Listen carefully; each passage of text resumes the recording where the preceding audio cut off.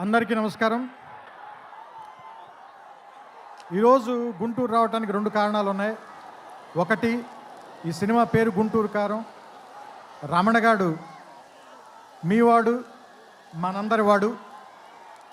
So అందుకని మీ అందరి మధ్యలోని function చేయాలని ఆయన ఇక్కడికి చాలా షూటింగ్లో విపరీతంగా అలసిపోయిన తర్వాత కూడా వాంటెడ్గా గుంటూరు ప్రజలను కలవటానికి వచ్చారు.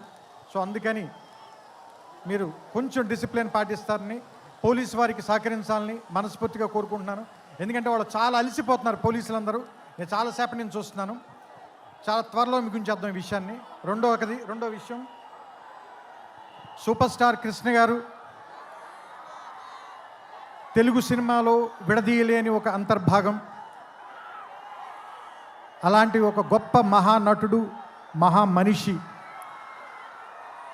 ఆయనతోటి నేను నేరుగా పనిచేయలేకపోయాను, కానీ ఆయన పనిచేసిన సినిమాకి నేను ఒక రైటర్ దగ్గర, పోసాని మురళి గారి దగ్గర అసిస్టెంట్గా పనిచేశాను ఆయనకి. సో ఆయనతో డైరెక్ట్గా పరిచయం కలిగినటువంటి సందర్భం ఒకటి మాత్రమే. ఆ తర్వాత నేను అతడు కలేజాల సినిమాలు తీసినప్పుడు ఆయనతో మాట్లాడడం, ఆయనతో గడిపిన ప్రతి క్షణం కూడా నాకు చాలా చాలా చాలా అపూర్వమైంది, అమూల్యమైంది. సో అంత గొప్ప మనిషికి పుట్టినటువంటి మహేష్ గారు ఇంకెంత అదృష్టవంతులు అని అప్పుడప్పుడు అనిపిస్తూ ఉంటుంది. ఎందుకంటే ఆయన కొడుకుగా ఆయన్ని ఒక్కొక్కసారి నాకు అనిపిస్తుంది, ఆయన వెంచర్ చేయలేని సినిమాలు అన్నిటినీ వెంచర్ చేయటానికి, ఎక్కువ అడ్వెంచర్ చేయడానికి రెడీగా ఉండేటువంటి యాక్టర్ అనిపిస్తుంది ఆయన. అండ్ ఒక సినిమాకి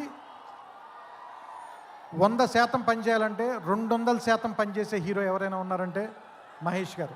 ఇది చెప్పడంలో మాత్రం తెలుగు ఇండస్ట్రీలో ఎవ్వరు కూడా వెనక్కి తిరిగి చూడరు, ఈ మాట చెప్పడానికి ఎవరు కూడా.